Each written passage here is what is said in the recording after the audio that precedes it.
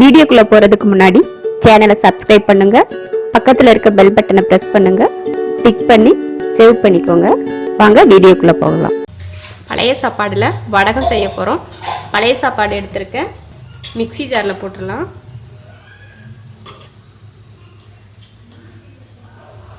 சாப்பாடு போட்டு அதில் 1 டீஸ்பூன் சோம்பு, ஜீரகம் கூட போட்டுக்கலாம்.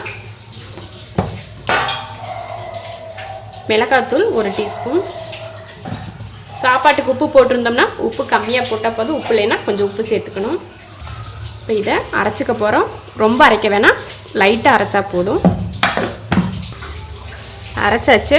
கையில் தண்ணி தொட்டுக்கணும், இல்லைன்னா கையில் பிசு பிசுன்னு ஒட்டிகிட்ருக்கோம். அதனால் அப்பப்போ கொஞ்சம் தண்ணி தொட்டு உருண்டை பிடிச்சி வைக்கணும். இல்லைன்னா முறுக்கு புளியில் முறுக்கு புளியிற மாதிரி புளிஞ்சு கூட நம்ம வச்சுக்கலாம். இது போல் ஒரு மூடி எடுத்துட்டு அதில் உருண்டை பிடிச்சி வைக்கலாம்.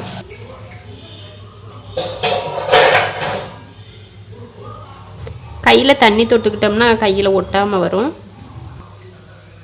இதை துணியில் கூட வச்சுக்கலாம், காஞ்சதுமே துணியிலேருந்து வந்துடும் அதுவேவும்.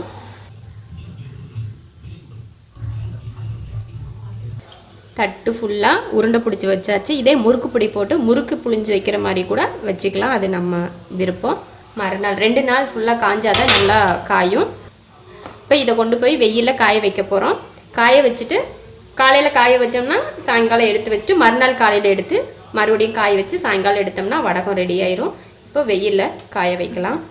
மீதியான சாப்பாட்டில் சோம்பு மிளகாத்தூள் போட்டு அரைச்சி உருண்டை பிடிச்சி காய வச்சுருந்தோம். 2 நாள் காஞ்சி எடுத்தாச்சு, நல்லா காஞ்சிருக்கு. இப்போ இதை பொரிக்கலாம்.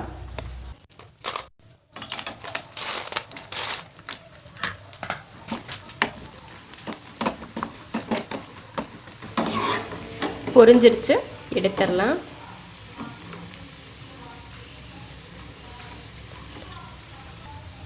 இது போல் தேவைப்படுறப்போ நமக்கு எவ்வளோ தேவையோ அந்தளவுக்கு பொரிச்சிட்டு மீதியை டப்பாவில் போட்டு எடுத்து வச்சுட்டோன்னா நமக்கு எப்போயெல்லாம் தேவை இருக்கோ அப்போயெல்லாம் பொரிச்சிக்கலாம். சாப்பாட்டில் நம்ம பருப்பு சாப்பாடு, குழம்பு, சாம்பார், ரசம் இதெல்லாம் சாப்பிட்றப்போ தொட்டுக்க எதுவும் இல்லை அப்படின்னா இந்த மாதிரி வடகம் பொரித்து சாப்பிட்டா நல்லாயிருக்கும். காய வச்ச வடகத்தில் கொஞ்சம் பொரிச்சாச்சு. வடகத்தை ஒரு டப்பாவில் போட்டு எடுத்து வச்சிட்டோன்னா எவ்வளோ நாள் ஆனாலும் கெட்டு போகாமல் இருக்கும். நம்ம தேவைப்படுறப்ப எடுத்து இது போல் பொரிச்சிக்கலாம். ஸ்நாக்ஸ் மாதிரி சாப்பிட்றதுக்கும் நல்லாயிருக்கும். இது போல் செஞ்சு பாருங்கள். பிடிச்சிருந்தா லைக் பண்ணுங்கள், மற்றவங்களும் பார்க்கணுன்னு நினச்சா ஷேர் பண்ணுங்கள், மறக்காமல் சப்ஸ்கிரைப் பண்ணுங்கள். நன்றி.